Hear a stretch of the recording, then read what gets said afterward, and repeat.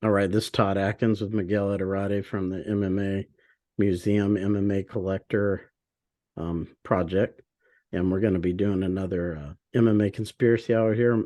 Kind of short notice. Conor McGregor appeared at Bare Knuckle FC. This kind of unexpected, and I will say they did a great job hiding it because I know people involved with Bare Knuckle FC who told me they had no clue this was going to happen until he just showed up. So they did a great job with that. And as always, check out the sponsor I have behind me. We're sponsored by Live to Fight Design. You can see my promo code up there. And if you order a banner from them, fight banner, gym banner, you get $20 off at Live to Fight Design on Instagram. And Miguel, I kind of wanted to let you kind of open and talk about, again, for people who don't know who Miguel is, he's match made for hundreds of shows with both Hook and Shoot and Bodog Fight. And, he's been around promotions for 2 decades, since the beginning of the sport.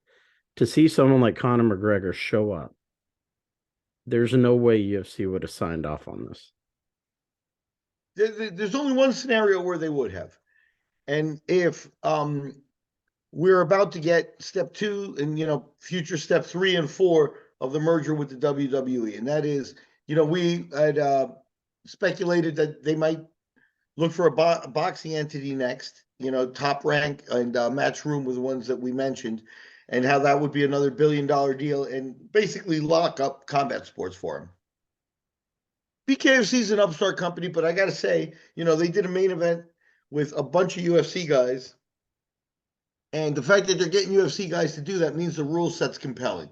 The athletes, there are a segment of athletes that want to prove themselves under that. So if the UFC decides to buy them, then logically you might get, a Conor appearance as a drive-by at the very beginning to, whet the appetite. But if they're not buying it, then this is a contract breach probably on McGregor's part. The bottom line is McGregor's got the juice over the last few years to loosen up some of the restrictions on the UFC contract, and he may get away with something like this. But the UFC is very harsh on this type of part of the contract, which is, they prevented Randy Couture from cornering his own son at a rival show because they wanted him associated nowhere near Bellator. And Bellator is really, Bellator is firmly B class. And the thing about BKFC is the A class BKFC show. So they're a little bit more of a threat. They're a little bit more, I wouldn't want my guys associated with them. So McGregor may have, gone off the rails and said, yeah, I love the rawness of it. I'm going to go. And then that's it. No one tells McGregor what to do. And I think that could be very well what happened here is that he, they're in Denver. It's not that far from Vegas. But that could be a costly mistake for him if he went off the reservation on his own here. So the UFC could go so far as cutting him and suing him. Back at 1997, 1998, we had just seen UFC 15 or 16, and Mark Kerr won a 4-man tournament. Knocked out Ranger Stott, beat Dwayne Kaysen. Not huge names, but everybody had finally seen Kerr. And everybody was like, oh my God, right? So now Kerr starts to negotiate with Pride 2. Kerr was sued by the UFC at that point. This is Bob Meyerwitz's era. But when they take their biggest draw at that point, or the guy that they're earmarking for their biggest draw, they sued and tried to prevent them from appearing in Pride. And the exact word of the lawsuit, the exact wording of the lawsuit was that they could not put a value on what Pride was taking from them because there was so much upside in Kerr as an athlete. When you look at the resources involved in 1997, 1998 compared to McGregor's, not being able to put a value on it becomes very complicated in 2023, right? Because it's like, how do you put a value on it now with McGregor and everything he's worth in terms of like his social media and stuff? He's everywhere. And he's associated with the UFC brand, and now he gave all that juice to somebody else. And did he do it by mistake? Yeah, I think you can't know for sure. I don't know for sure. But I think McGregor is definitely a guy that has gotten to that level where he really drinks up that, I've got fuck you money and you can't tell me what to do. I think that's the number one aspect of his social media persona is that he kowtows to nobody. So he just showed up without asking. If he had asked his UFC handlers, he probably would have been told no. So who knows? Either the UFC's buying it or kind of screwed up. What do you think the likelihood is that UFC's buying it? There haven't been many hints of it. So, it's just basically it's one of the scenarios that could play out with Conor being there. Um, Feldman looks like he's been in for the long haul. For him to cash in now would kind of be cheap. You know what I mean? He's put a lot of groundwork in. So I don't necessarily think that's the case. I do, if I were a betting man, I would opt for that Conor with his, nobody tells me what to do, not USADA, not the UFC, nobody. Yeah, two guys he's beaten are in a major bare knuckle fight. He's an Irish guy that, boxing and bare knuckle stuff, I don't, in their blood, I mean, he likes it. There's no doubt that it's edgy. You know what I mean? And I think he just showed up on his own. He wanted to be there. Want to see, it looks like he was rooting for Eddie Alvarez over Chad Mendez. So all that's very interesting stuff. And I think he likes the attention. I think he saw that the show was going to get attention. Who knows what his motivation was for showing up? But I don't think he called the UFC and was like, "Hey, can I have permission?" That's not in his makeup, right? So Yeah, but now that you mention it, like BKFC's had a hard time holding on to guys, and most of these guys that appeared last night are one-offs. Luke has already said he's basically done. Alvarez and Mendez, they were kind of hinting that this was Mendez. I think he said it was his final fight. Alvarez yeah, was kind of on the fence. And then you had Perry, who it was the last fight on his deal. I would assume they'd try to sign him again. But, maybe Dave Felton's feeling like maybe it's not, the juice isn't worth the squeeze, because he can't keep anybody. As you mentioned this before in one of our other shows, a lot of these guys are one offs. it's a Feldman's strategy. Feldman's still a marginal player in this. At some point he's been able to. There are several fighters. I think Rockhold was one of them, the most recent, that said, they got paid well beyond what they were being paid in the UFC. So that makes him a player. But at the end of the day, you don't really have a roster over there where you can say, I could see spending the next 3 to 5 years here and hashing out 10, 12, 15 fights, really developing a career. That's a little bit harder to do in BKFC. It's a little bit more attritive too, but you have guys like Thiago Alves and guys like that, were signed. They were big splashy signings and then they never came back. And so I think they try to get guys that are going to be flashy signings. I don't think that they've got the full roster or the schedule.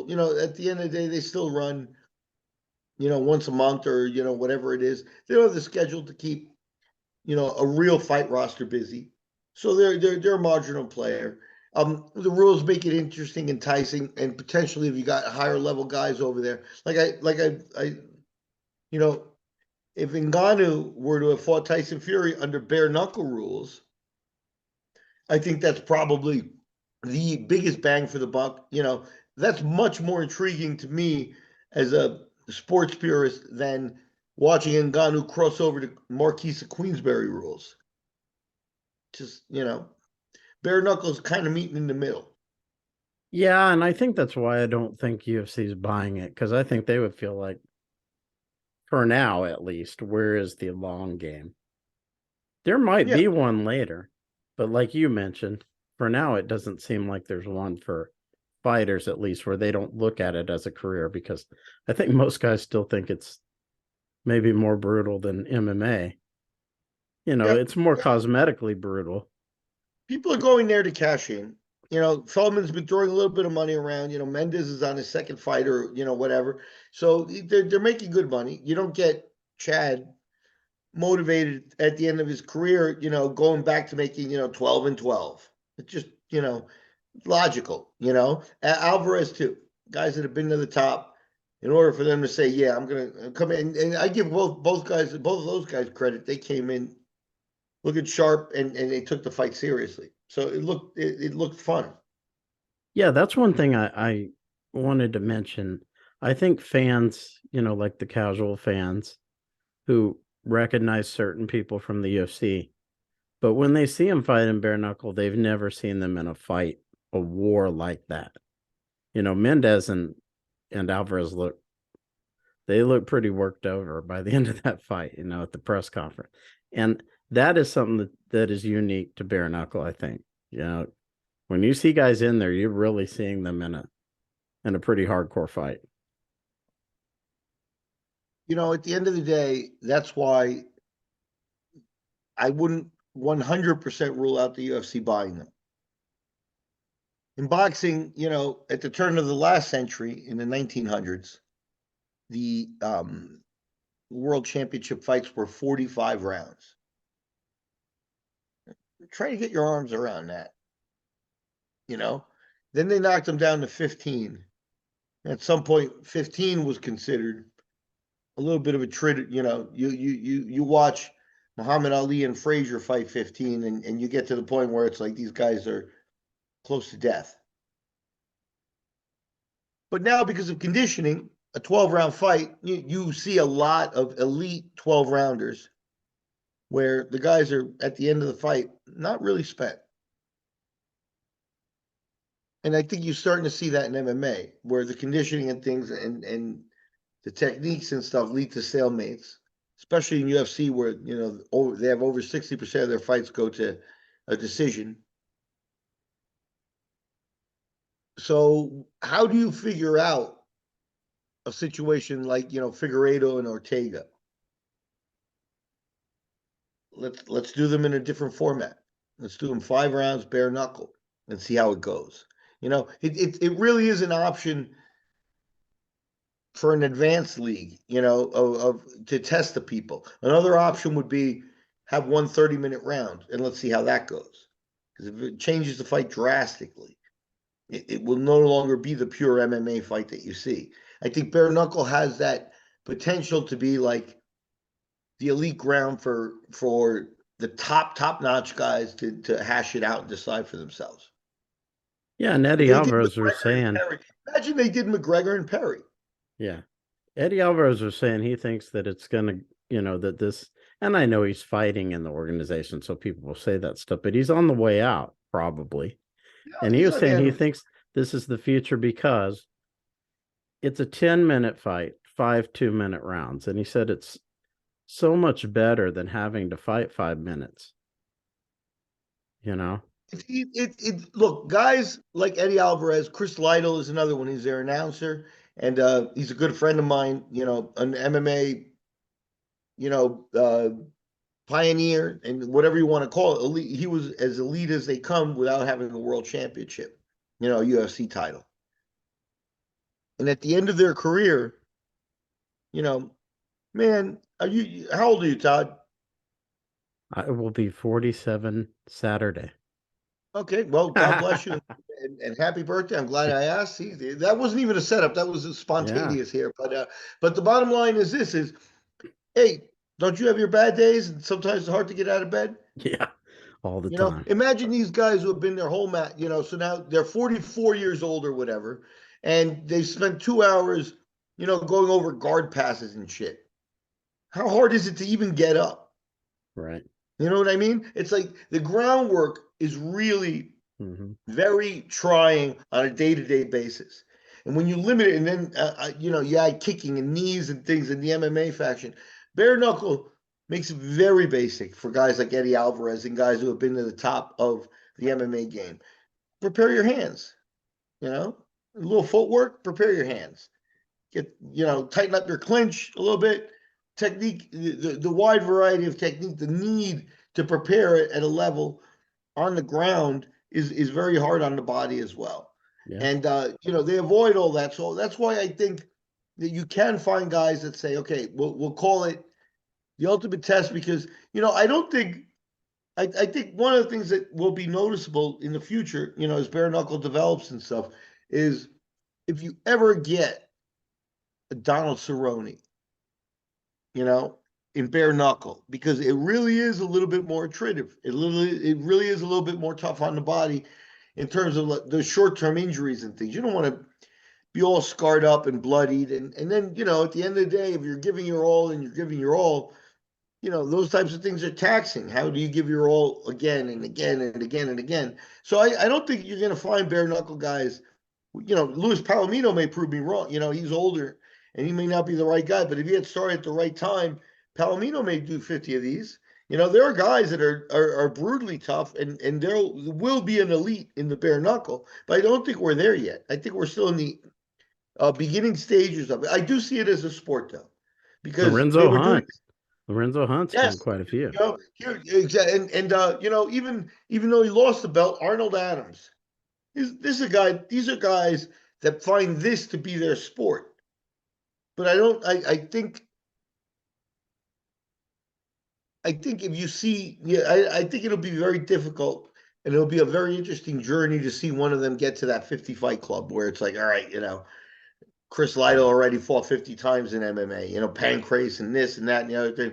It's like you get to 50 bare knuckle fights, and you're not a puddle. You've done something unbelievable. You know what I mean? But that's what makes it very different. So that's why I think it could be presented as, we're in MMA rules and nothing's getting decided. They fought 4 times already. Take it to a different level. Yeah, it's almost like a conspiracy just came out of this discussion. Maybe the UFC's buying bare knuckle. That They're would too be the stupid. only They're too stupid intelligent to. thing that Yeah, Conor McGregor exactly. did here, because if he didn't, he could be in hot water for sure. Yeah, and that's the thing is when you look at it like we do as a sport, I'm trying to draw lines here between the sports and stuff, and accepting a fact that I don't really like, which is that there's going to be intermixing and things, and you get the Jake Pauls in there and that sort of stuff. That's the landscape we're involved in. That's the 21st century, you know.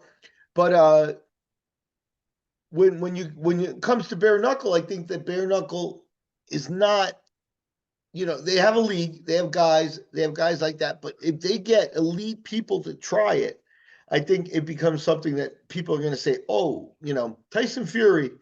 That I think there's the perfect high level example. Tyson Fury against Francis Ngannou is a much more compelling bare knuckle fight than it is a Queensberry rules fight. Right. Let me ask you about this. Lorenzo Fertitta is apparently involved in a skateboard league now. And Dana White was actually tweeting about this during UFC's event Saturday. Go ahead. You know, here's the thing: is for the last 20 years, the UFC Fertittas and these guys, they've gotten a buy. With the ultimate question is whatever they do, they're successful monetarily and they love the sport. And I think that that's becoming more and more. They're successful monetarily, and the love of the sport's not there anymore. And I think that's a big problem in terms of like a lot of these things. The slap fight, I think, is a complete miss. And then you compare them to ONE FC, who's going to do their first American show after doing several hundred shows in Asia. And I have to admit, back in the day when ONE FC started, I said arrogantly, on a podcast like this, I said, let's see them do 20 shows. There's a threshold there. But they've done that. And now they're coming here. And now they're in the US for their first show ever. And what are they presenting? They're presenting Demetrius Johnson, arguably the number one pound for pound guy ever, arguably, against his nemesis, a guy he's 1-1 against. They're bringing us Rotang, the Muay Thai god, against a solid Mexican kid who trains at altitude, and Rotang is from Thailand where it's no altitude, and they're fighting in Denver. So it's a compelling match. And then they've got Ty Rotolo on the grappling end and Gordon Ryan on the grappling end that we've talked about.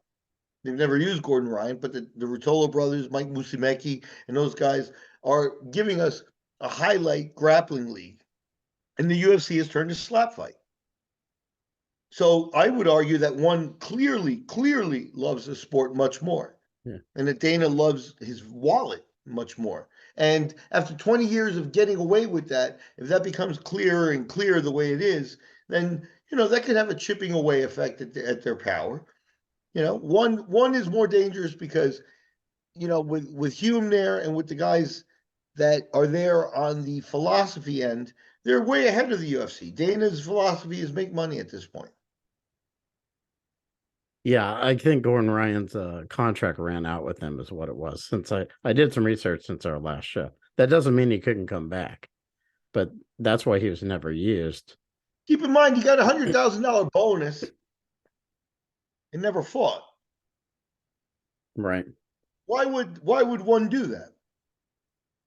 To keep him around.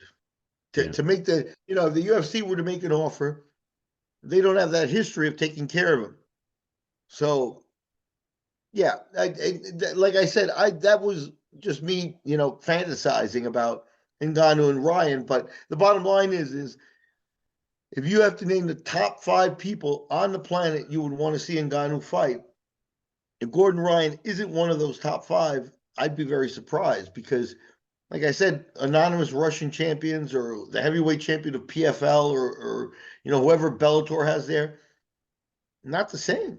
Gordon Ryan is a little bit of a different spin because of the grappling thing. And again, the grappling, nurturing the grappling is what one is doing. And that's why, I think, that the UFC is way off on some of this stuff. So are they looking at this for BKFC that way? If they were one and they had that type of, forward thinking, but no, at this point, I see them just pressing for money and doubling down on their stupid stuff like slap fight. So, and skateboarding, more power to you. One is involved in movies.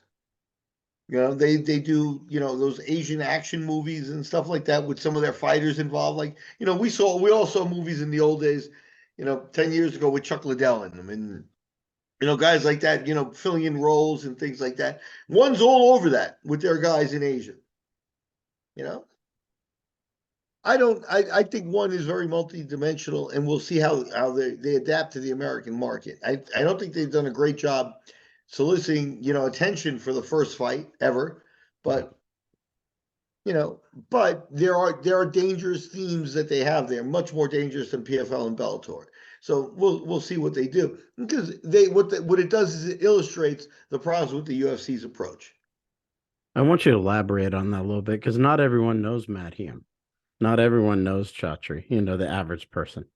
But your point that the people behind one are much more passionate about martial arts.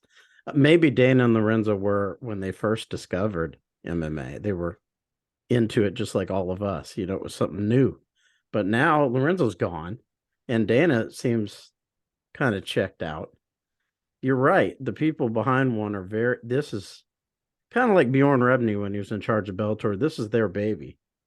I don't think UFC, I mean, yeah, Dana, it was his baby at one point, but I agree with you. I don't think he looks at it that way anymore. Yeah, no, I don't think one is dangerous to them in the immediate future. Like in the next 3 years, we're not going to be like one just wiped them out and we're all watching one and no UFC. That ain't happening in 2, 3 years.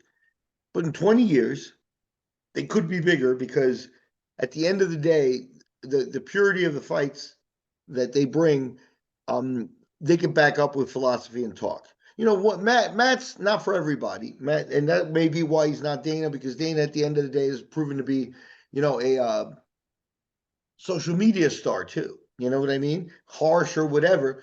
You know, Hume's not that guy. Hume's more of a behind the scenes guy. But Hume will out philosophize on fighting and the importance of the purity and the fight game and martial arts and stuff. They are so far ahead of the UFC on those basic points that they're a threat. Bellator's not, PFL's not. But on the long, like I said, in 30 years, one could still win this game if they play it right and they got sustained. It's an excellent point, because I don't think I've thought of that. I know you brought it up last show, but you're right. Bellator's run by a business guy, you know. He does have a martial arts background. Don't get me wrong. he was involved in like taekwondo and karate He and stuff. did kickboxing in the Yeah, 70s. I mean, look, Coker's a known quantity at this point. He's been around for so long. It's not like, all of a sudden it's like we're going to be wowed by one of his ideas or something he's going to come up with is going to really change the game. After 30 years, ain't happening. And the bottom line is, I think he's been content to run second. And again, I fall back on the same point. Bellator is owned by Viacom, if that's still the situation. If not, they're still answerable to whatever TV distribution contract they're at. And that belongs to one company. So they're on this channel. And they will have certain slots that they can show that on. And sometimes, like if they were on AMC and they were like, well, we want to run every Tuesday. And they're like, well, Tuesday's the Walking Dead day. You're in trouble. Dana doesn't have to deal with any of that. Dana will just be like, all right, I'll go to ESPN to show my fights. I'll go to Fox to show my fights. Fox Sports, not the same. So yeah, Bellator is just a marginal place there. And the other part of it is, when you listen to the fighters, you name one guy who's been impressed going from the UFC to Bellator. Give me one. yeah, that's true. They go there and it's like, and they all say the same thing. I got paid more. And that's it. Not my career shot up, not, I got paid more. Yeah, I mean, it is interesting to think back because ONE FC, like you said, it's run by people that love martial arts, that live martial arts. So that is something that's very interesting to look at long term or longer term, because it's not like one has been around for only a minute. They've been around for a while. But to see Hundreds, they've how done that can hundreds of play shows. against the UFC in this American market. It isn't going to be easy, And Dana right now is probably at the point where they aren't on his radar in terms of a real threat yet, because I don't think he's looking at that 20, 30-year threat. I think he looks at the immediate. I will smash them in the short term, and that's not the game I think one's playing, or I hope one's not playing. But the but he's not worried. Again, with the like I said, with the WWE involved, that's the question: is any of this enough to affect Vince McMahon, where he goes, "Holy, let me call somebody. What are we going to do?" No, they're way too big, and that's why they might buy BKFC. They might buy Matchroom Boxing. They might buy Top Rank. If any of those things happen, they're locking up combat sports.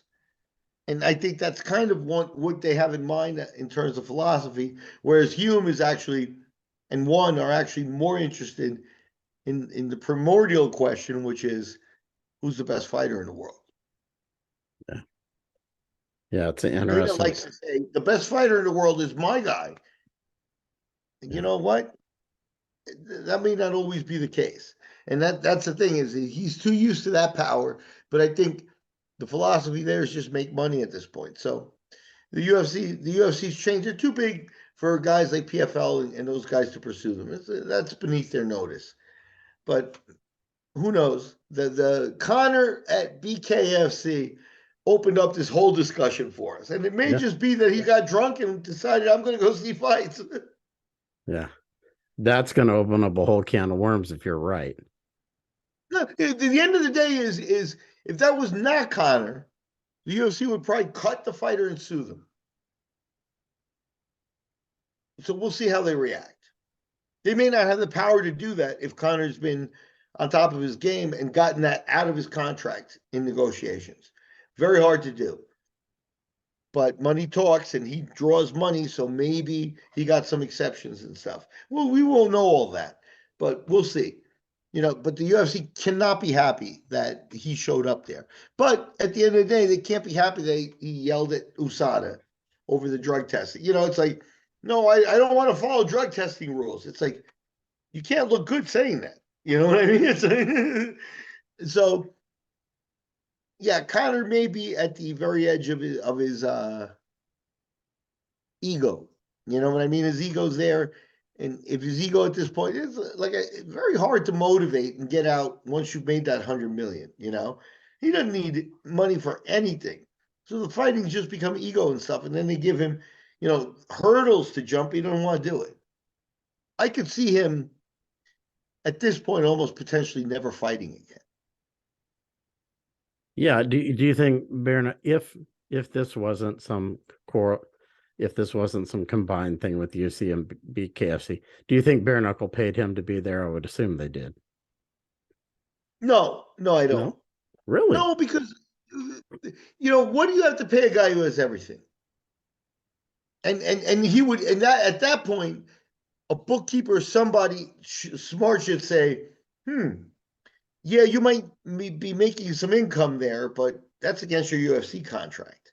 No, I think this has the feel of more, it's a good fight.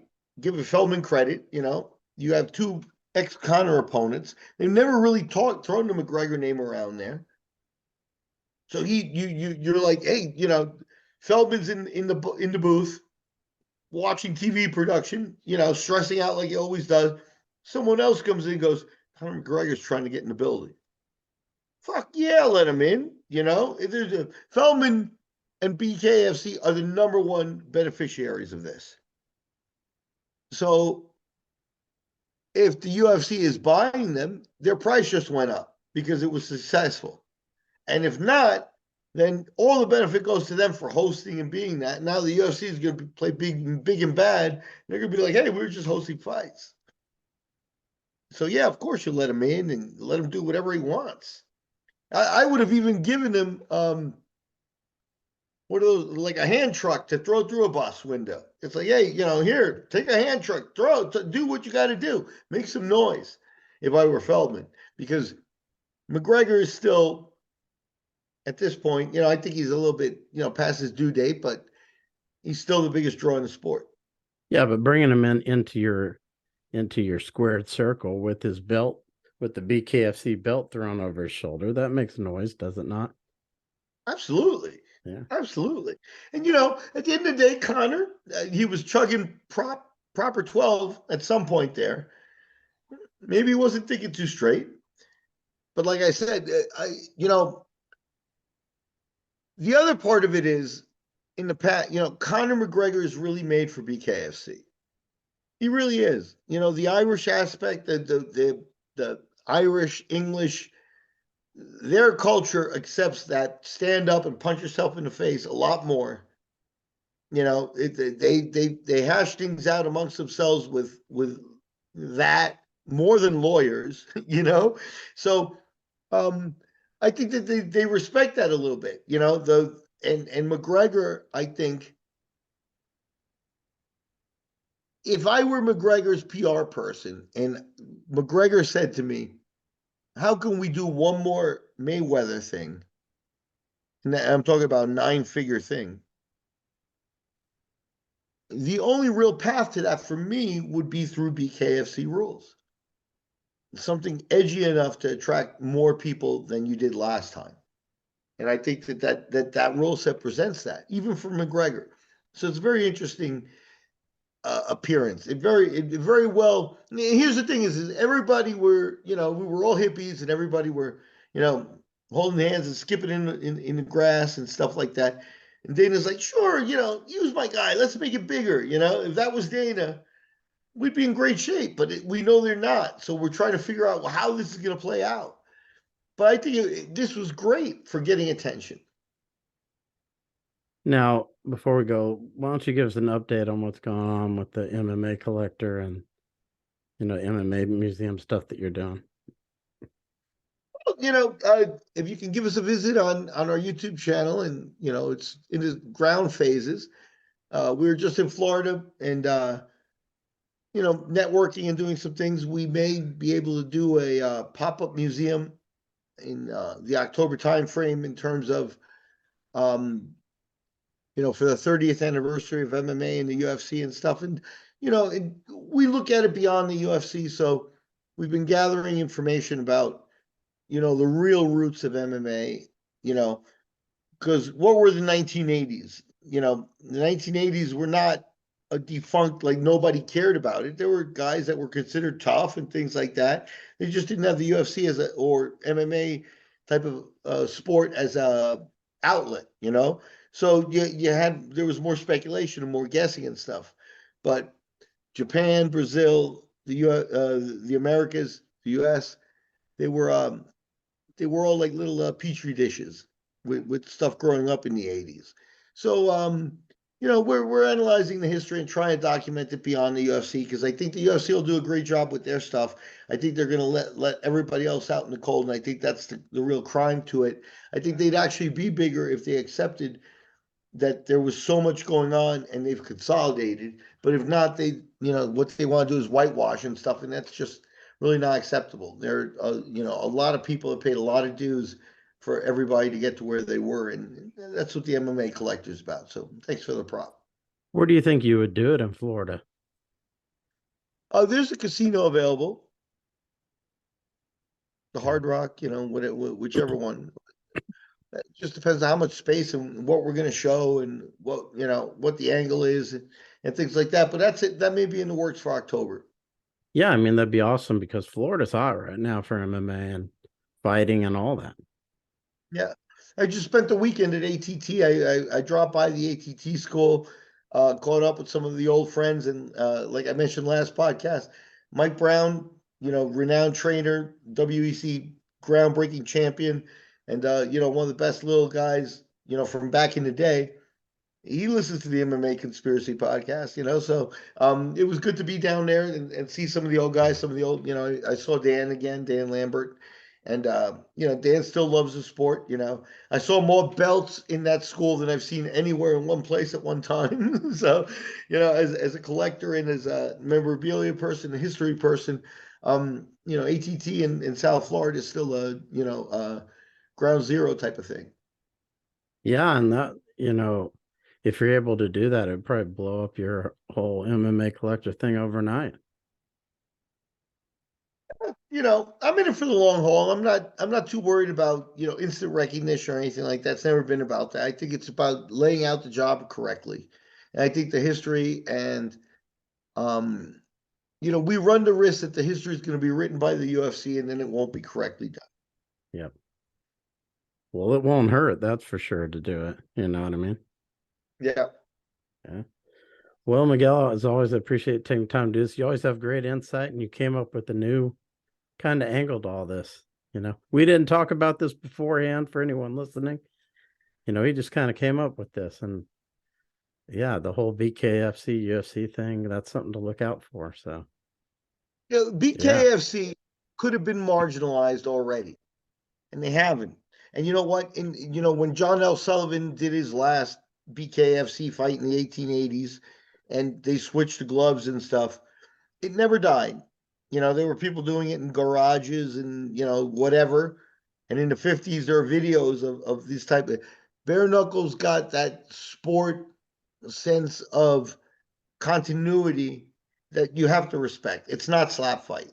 To um, compare bare knuckle to slap fight is really um, showing ignorance in terms of what really is a sport. Is it a sport? Yes. Is it edgy? Is it for everyone? No. It is edgy. It's not for everyone. You'll get guys like, for example, Drew Fickett. You can't get much tougher in MMA than Drew Fickett.